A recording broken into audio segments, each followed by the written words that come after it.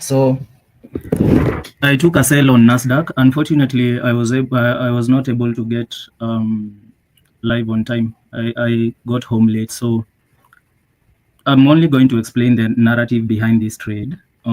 As you can see, I'll go to 5 minutes. So on 5 minutes, these three candles. They actually should be three. They are the last down close candle before all these highs were swept. This one's here.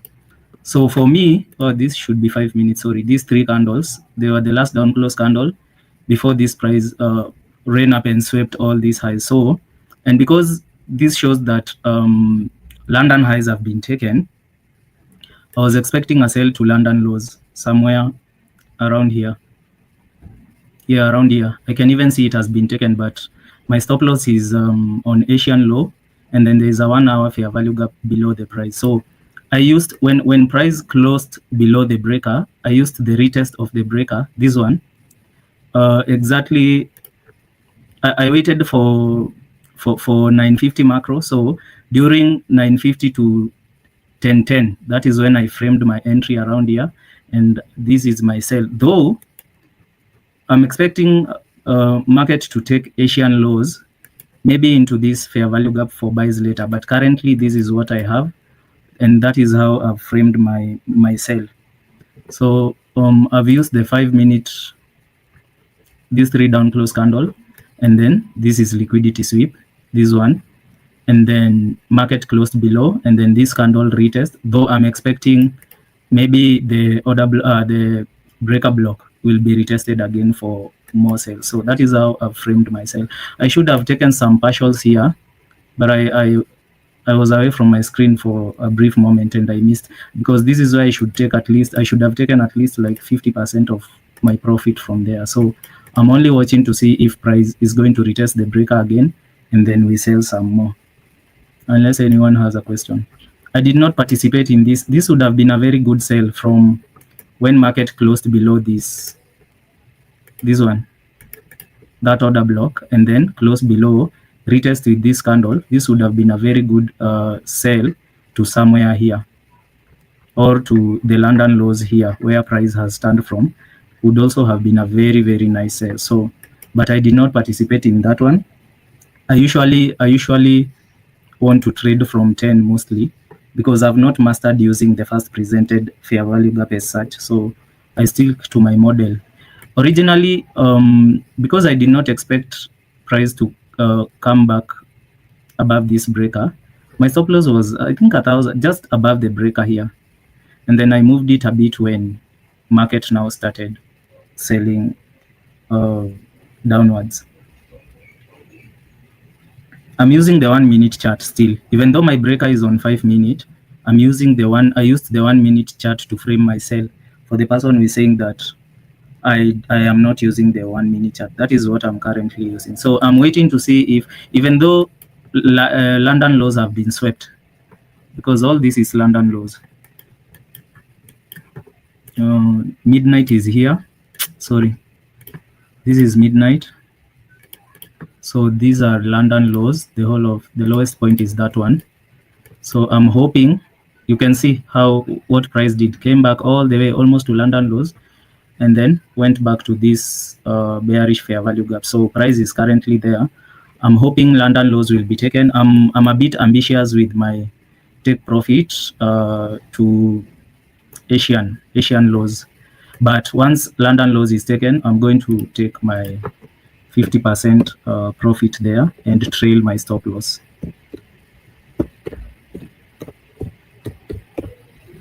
That is what I'm looking forward to. Unless anyone has a question, I only wanted to explain how I have framed the sell and the narrative that I hold against the sell.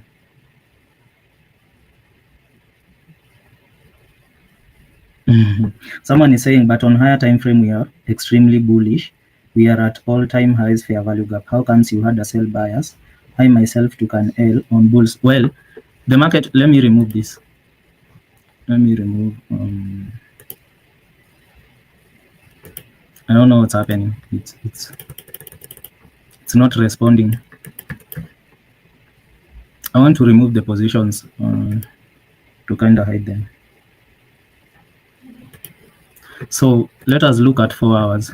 So this was my narrative for the sell. Let me remove this.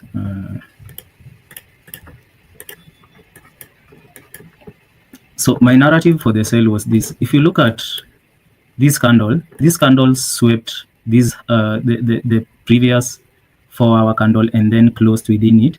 And then if you look down here, we have a 4-hour fair value gap here, this one. So I was hoping the AM session would retrace into this 4-hour fair value gap before we make more buys. So this is what my bias was based on, because even if you look at here, even here, there is a small fair value gap. This can also be a target, this one. That is also a 4-hour fair value gap. So these are some of the areas I was looking for when framing my bias, even though I know we are extremely bullish on this market.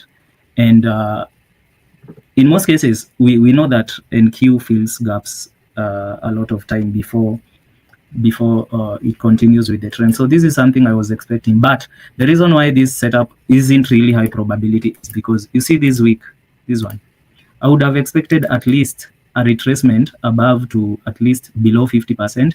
And then our setup should have formed in this area here for sales, that one. This would have been the ideal place where the breaker and everything would have formed within this week. So the only reason I trusted this setup was because of this breaker that I had framed earlier on, and that is why I took my sell from there. To the person that is saying we are extremely bullish, that is why I took that sell. So we can look at this and see what's happening. Let me put back my position because I might want to take something off. If you look at this market, this is liquidity sweep above. I don't know if this fair value gap holds price, I might consider exiting the market. This one. Let us see. When you take your trade, do you take them based on macros? Yes, I take my trade. Like I told you, in this trade, I was waiting for 950 to 1010 macro. And as you can see, I entered my trade during macros. What breaker do you use for your 50% entry? 5 minutes, or I don't use 15-minute breaker unless I want to hold a trade for a very, very long time. That is when I use 15-minute breaker. I use 15-minute breakers to show me that maybe price has turned and it's bearish. So I'll drop down to 1 minute time frame and look for a bearish breaker inside the 15-minute. Actually, higher time frame breakers like 1 hour, 4 hours, they only help me to signify that, or to direct me that the market has changed. So whatever you do, if you want to sell on 1 minute breaker, you should sell the market, not buy, because there's a higher time frame breaker on 1 hour. So if there's a 1 hour breaker that has been violated, inside that 1 hour breaker, that is where I'll look for my 1 minute breaker for sales. So that is how I read the market using the higher time frame breakers. What breakers do you use for your 15? Can you take us through how you analyzed it from higher time? I've just done that. My narrative was only based on 4 hours only. Sorry. Let me I don't know what's happening to my internet.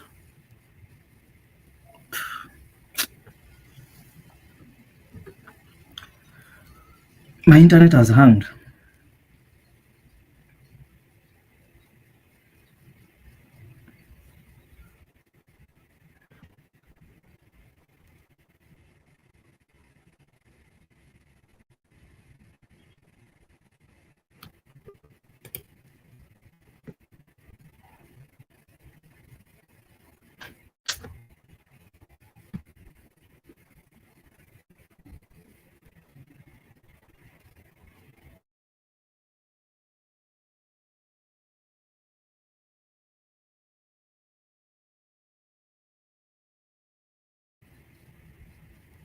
Let us just be patient. Internet yangu imemisbehave. Let's just be patient so that it comes back.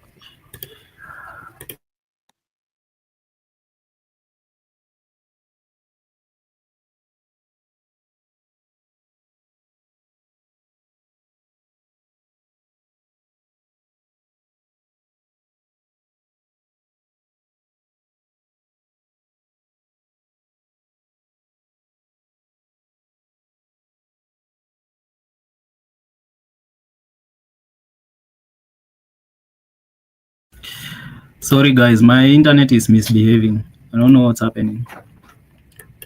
So the market is currently in consolidation. I'm still hoping these London lows, like the last candle of London low, will be taken. I don't know. So someone had asked me a question. He's asking,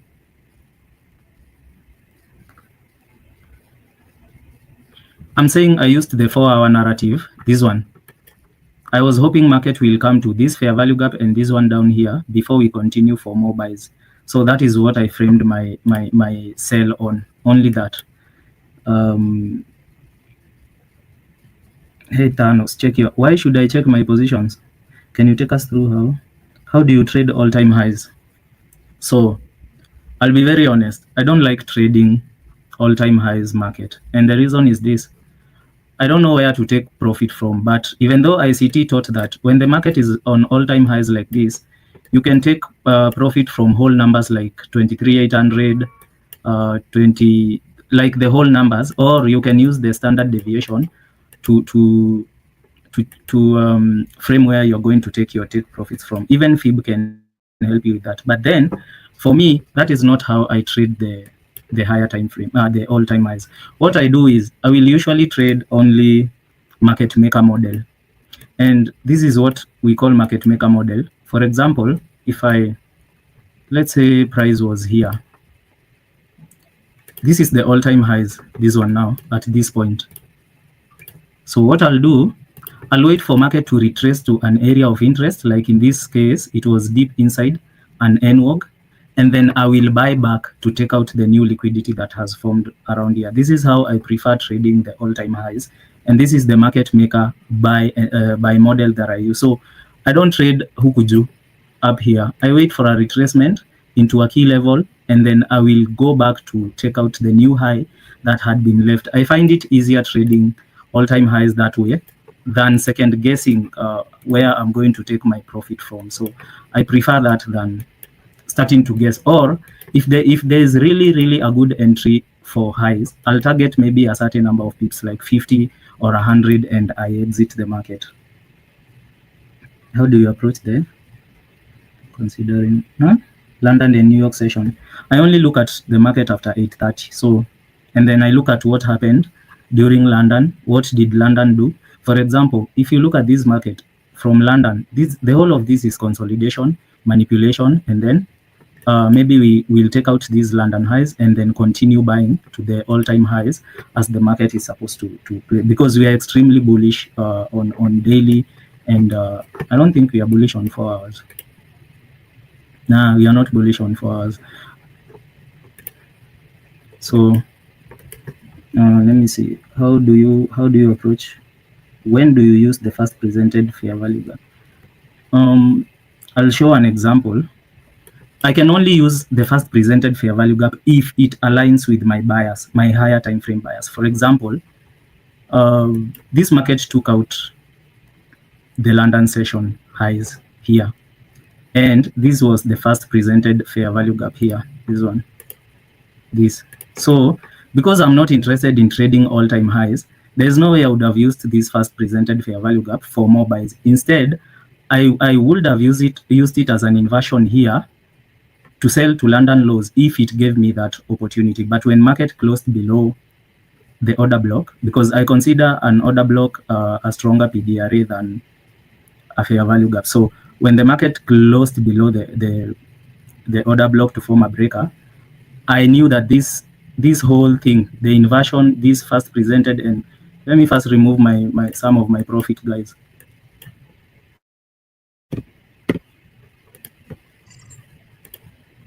And then I'll move my stop loss to there and then hold the rest of the positions. So I knew this whole fair value gap and is going to be left as a breakaway gap. So that is why I was confident enough taking my trade from here instead of up here, even though sometimes we are told that your market should go back to premium for you to sell. You can see this one did not go to premium. Premium is here, above 50% is here. So that is why I was not expecting my market to come to premium, because of this breaker. And you can see how powerful a breaker is. That is why I chose it as my model. That is what I'll be using to trade.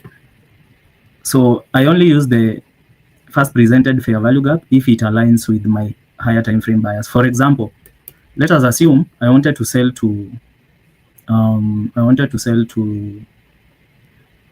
London lows.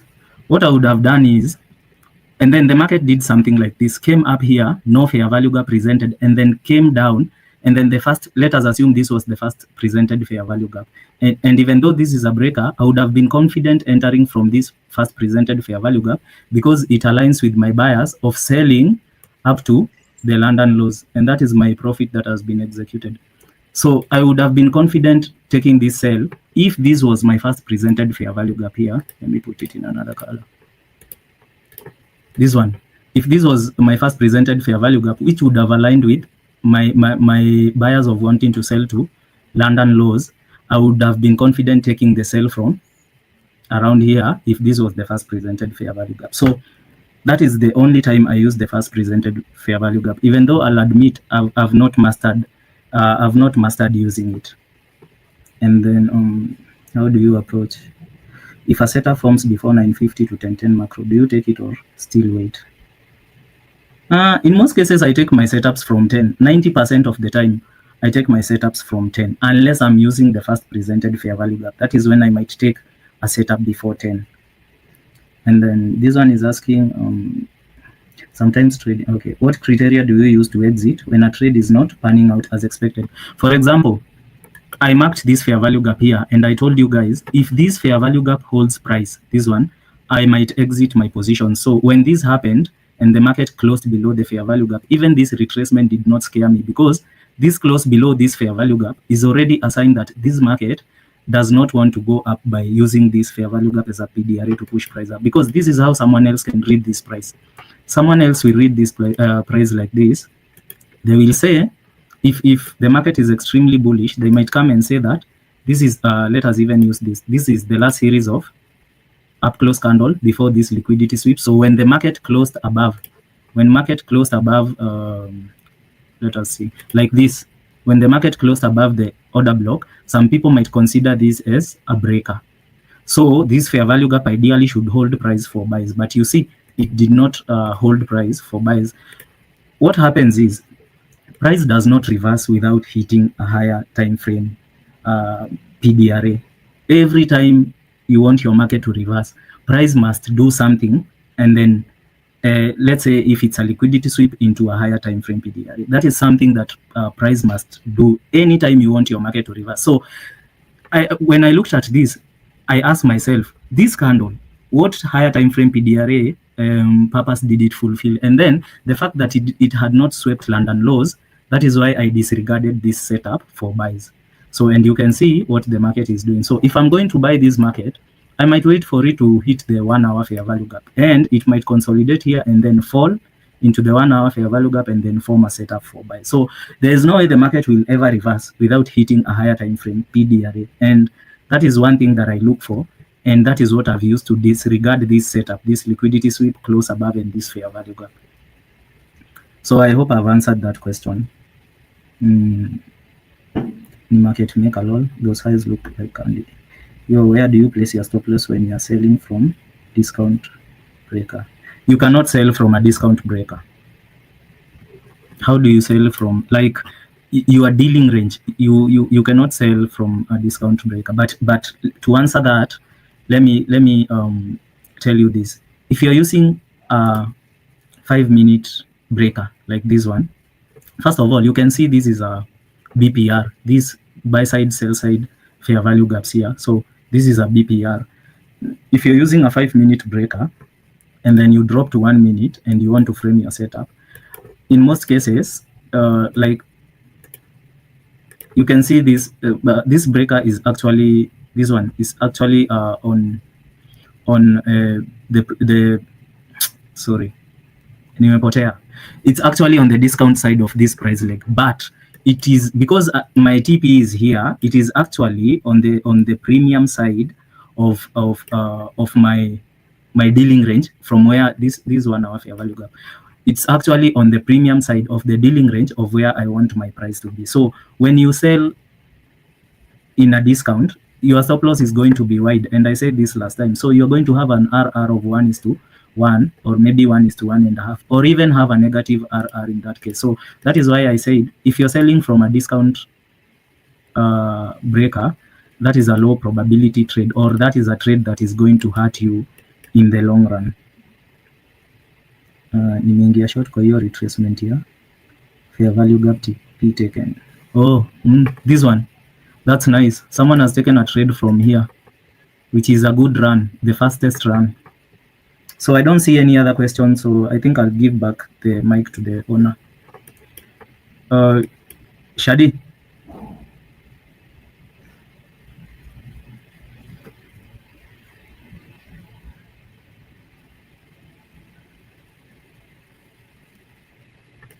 Where is Macaulay? Elezea lunch lows and highs. Lunch lows and highs. Let me take you through a trade I took yesterday. So I took this trade last night. Let me show you. So this was yesterday's PM session. What happened is AM session sold, and then lunch highs. We all know that ICT taught us that lunch starts from noon here. So this is where lunch started, from this red line to 1:30. So you start framing your setup from 1:30. There. So this is the lunch liquidity here. This is the lunch high, this one, and this is the lunch low, this one here. So what happened after 1:30, price came and took out this the lunch lows here, but it did not take out this low. Actually, I realized that this was the low of the day yesterday. So price came and took out these lunch lows here. So this would have been, this is what I used as my breaker, and I'll show you the trade. But then I waited for 2 p.m. I could not have taken my trade when it's not macro time. So I took my trade from 350 macro to buys, targeting the lunch lows, the lunch highs here and above. You can see this one here. So what you do, if you're bullish and you want to trade the PM session, ideally, the market should take your lunch lows if you're bullish in order for you to buy to the lunch highs and beyond. If you're bearish, the market should first take out your lunch highs and then you trade going towards the lunch lows. But then this trade was not a very clear trade to me. You can see I've not even removed this line still, because I was expecting these 2 lows to be taken out into this 1 hour order block for me to frame a buy. So I wasn't really sure about this until macro time came. But I'll be very honest, this trade felt like a gamble to me. Even if you see the way I've journaled that trade, this is 20 hours ago. I think it might be this one. Let me see. I don't know if I have it here. Yes, this is the trade. You can see I took the trade from here and then went all the way to TPE. You can see I wasn't confident. I've written here, I wasn't confident enough with the market, with the marked breaker on this trade, because there was no convincing liquidity sweep down there. So one thing, you have to be very brutal with yourself when journaling these things, because this is something that you're supposed to grow from. You can see this is my journal for that trade. This is the whole trade. It went all the way to TP, and you can see I had taken some positions off here. So I wrote here, I wasn't confident enough with the marked breaker on this trade because there was no convincing liquidity sweep down there. I held this trade out of intuition, which is not a good thing to do, even though it has played out. This is a luck and intuition trade. I did not have a strong narrative built up.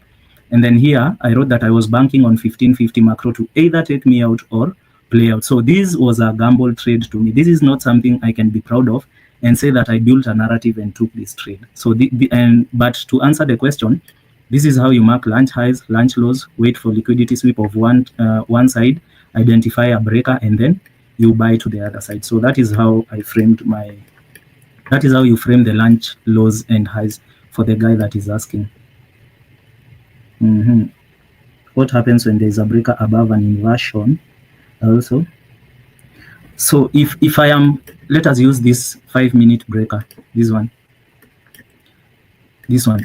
and then let us assume price has closed below the breaker, and I am expecting price to retrace into this breaker for me to sell all the way to down here. So if something like this happens, if the market comes back and comes into this fair value gap, I will not enter that short. I will wait for price. Price will always do something like this. It will come and close below again, and then now respect the breaker, and then do what? Sell again. I find it safer this way than me taking a trade here and then maybe my breaker has been disrespected and price continues to go up. So when I am trusting a breaker and price comes above it to a PDRA, maybe like this fair value gap or this, the whole BPR, I'll usually wait for, I feel safe waiting for price to close down below again, and then do a retracement and then now sell the way I wanted to sell the market. I find it safer that way because there are so many times I've taken trades above the breaker or below the breaker when I'm buying, and I get wrecked. So I find it safer that way.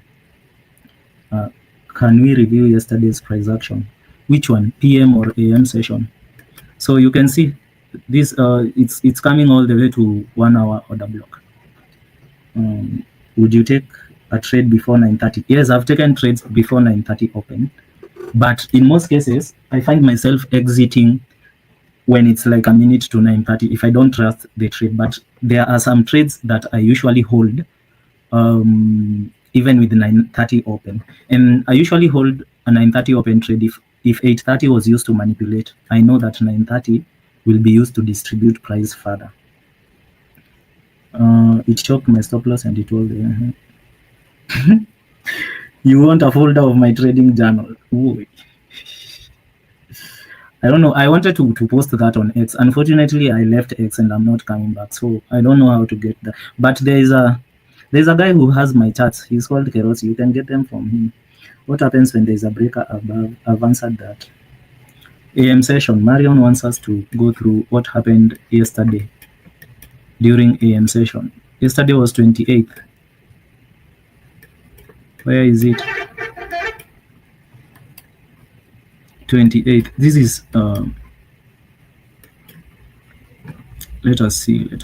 I don't know what happened. I don't know if I took a trade during the AM session. We can cut our price to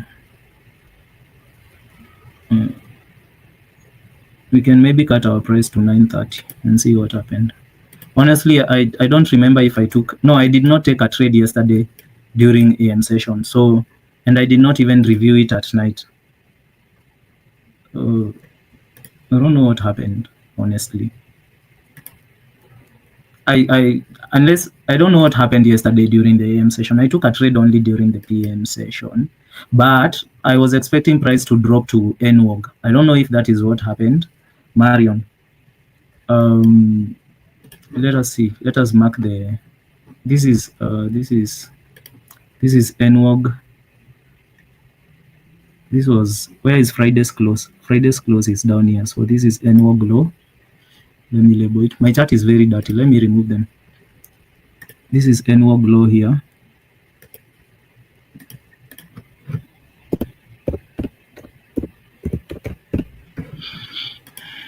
And then NWOG high is where the market opened. There. So this is high.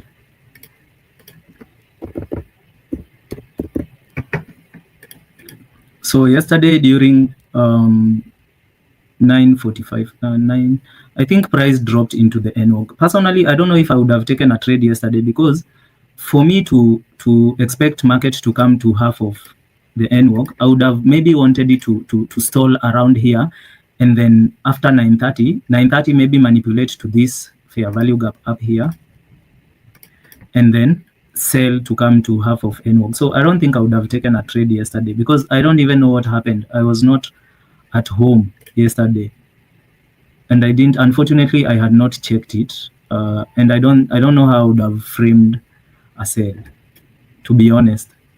So unfortunately, I don't know what I would have done yesterday. So market, as we can see now, market has come back to NWOG high. Unfortunately, I've deleted all my marked charts. How did you grow in lot size? Nimehenga an edge, but I'm chopped off most of the time. Niki lower risk and feel like dying. Well, let me say this. One thing people don't understand is press shift plus F. Shift F. Is it full now? I don't know if it is full. Let me say this. Your lot size is proportional to your account. That is one thing people should know. You cannot want to put or to use a lot size of 20 if you have an account of $1,000. You're going to wreck yourself. So for me, what I can say is my lot size grew with how I grew my account.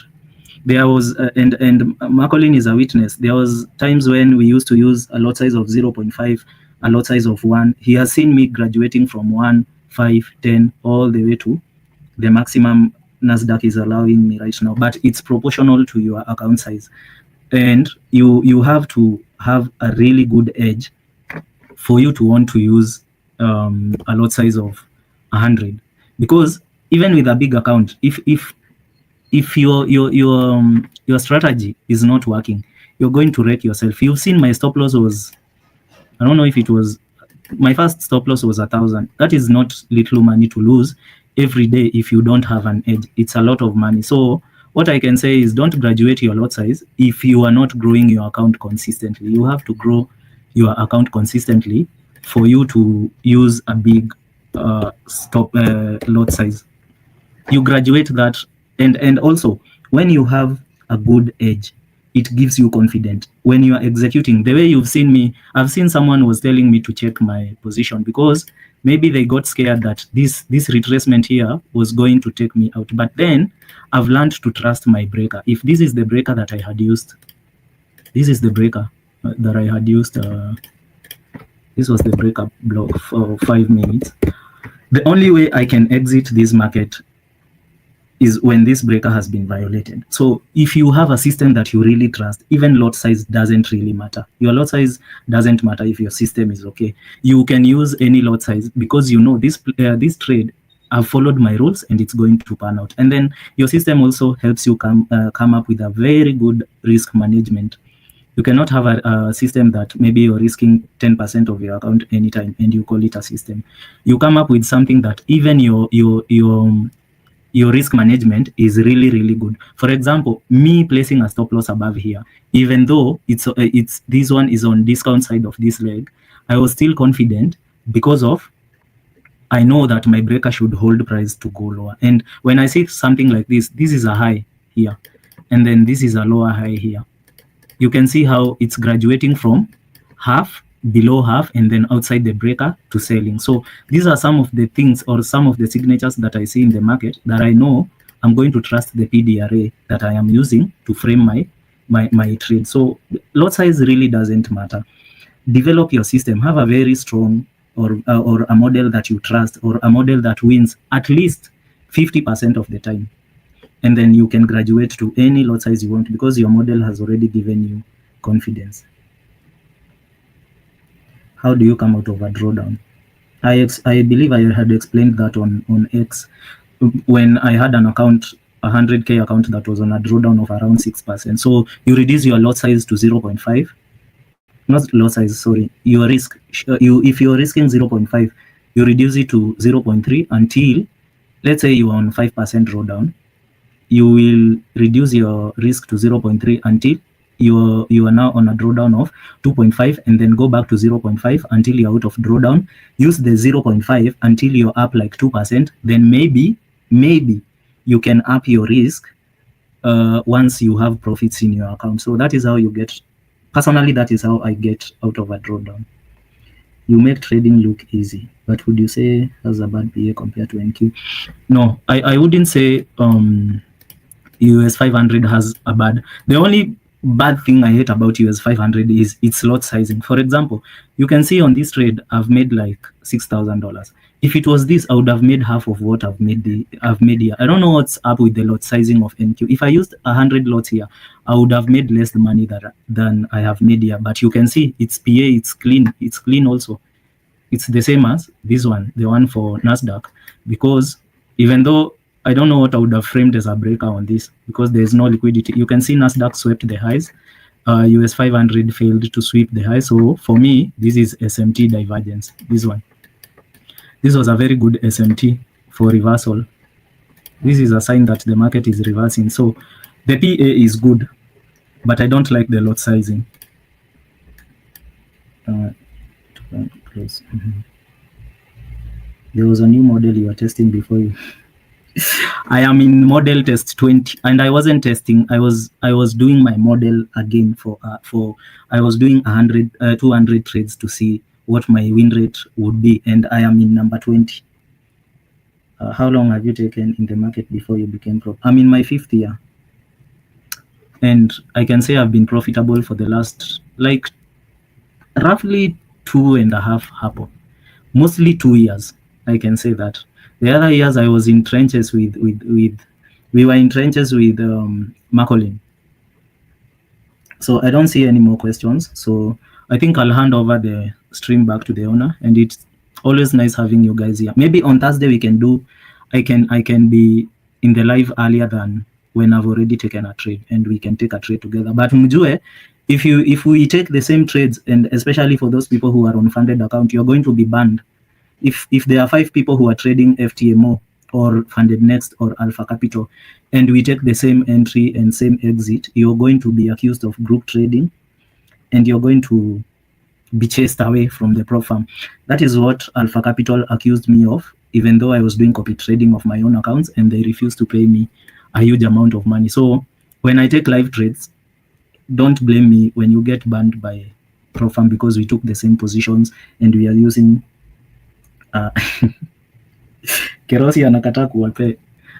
He was doing the work while you people were bantering. He was collecting my charts. These are my journal. If you look at my screen, I have my model test here. I have trades of me breaking my rules here. This is me tape reading. These are my live trades. This is my model. This is my chart journal. These are psychology spaces. These are my prop firm payouts. This is market maker model, the ones that I trade. And now all these others are ICT mentorships that I use to do my own things with. So I'm sorry guys, unfortunately I'm not coming back to it. So that's it for today.